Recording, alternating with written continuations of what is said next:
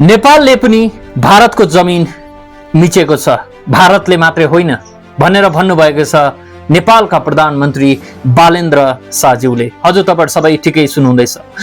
हिजो अस्ति भर्खरै भएको पार्लियामेन्ट सेसनमा नेपालकै प्रधानमन्त्री बालेन्द्र शाहज्यूले है मैले उहाँले भनेको कुरालाई कोट गर्न चाहे कि भारतले मात्रै होइन तर नेपालले पनि भारतको जमिन मिचेको रहेछ भनेर भन्नुभएको थियो। यसै कुरालाई लिएर अहिले नेपालमा है वाद विवाद चलिरहेको छ। एउटा देशको प्रधानमन्त्रीले कसरी हामीले नै अर्को देशको जमिन मिच्यो भन्न सक्छ भनेर यो कुरालाई लिएर वाद विवाद भइरहेको छ। तर उहाँले किन भन्नुभयो भनेर हामीले हेर्नु भने हामी अलिकति इतिहासमा जानुपर्छ, भारत र नेपालको इतिहासलाई हेर्नुपर्छ है।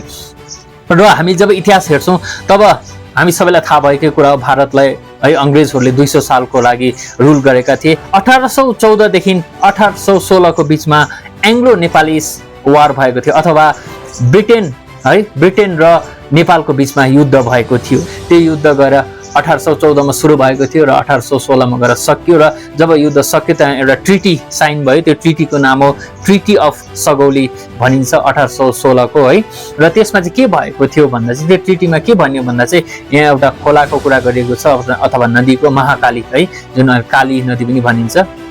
र त्यहाँ चाहिँ के थियो भन्दा चाहिँ जुन चाहिँ काली नदी अथवा महाकाली नदीदेखि पूर्व अथवा इस्टपट्टि पर्ने जमिन चाहिँ नेपालको, अनि पश्चिम अथवा वेस्टपट्टि पर्ने जमिन चाहिँ तपाईको यता भारतको भनिएको थियो। र अहिले नेपालको भनाइअनुसार चाहिँ त्यो महाकाली नदीको सोर्स चाहिँ कहाँ हो भन्दा चाहिँ लिम्पाइदुरा भन्नेमा भनिन्छ। तपाईले यो म्यापमा देख्नुहुँदैछ जुन चाहिँ उत्तराखण्डको माथि देखिँदैछ है, त्यो भनिँदैछ।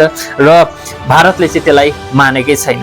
र यो सोर्स त्यहाँ हुनुको कारणले गर्दा लिम्पाइदुरा भयो, कालापानी भयो, लिपुलेक सबै हाम्रो हो भन्दैछ नेपालले चाहिँ। तर अहिले लिम्पाइदुरा, कालापानी अनि लिपुलेक जहाँबाट मानसरोवर यात्रा पनि हुन्छ त्यो चाहिँ भारतकै भित्र पर्छ है। त्यो कुरालाई लिएर अहिले पनि वाद विवाद चलि नै रहेको छ। र त्यसै कुरालाई ध्यानमा राखेर चाहिँ सायद है नेपालका प्रधानमन्त्रीज्यूले भन्नुभयो कि यो कुरालाई बसेर नै भारत, नेपाल, युके अथवा ब्रिटेन, किनभने त्यति बेला ब्रिटेनले जब भारतलाई रुल गरेको थियो त्यति बेला भएको थियो, ब्रिटेनलाई बसेर चाहिँ कुरा गर्नुपर्छ र यसको समाधान निकाल्नुपर्छ भनेर भनेका थिए। तर एउटा देशको प्रधानमन्त्रीले हामीले पनि अर्काको जमिन मिचेको छौं भन्दा है अर्कै सुन्छ। र त्यही कुरालाई लिएर चाहिँ अहिले धेरै वाद विवाद भइरहेको छ नेपालमा।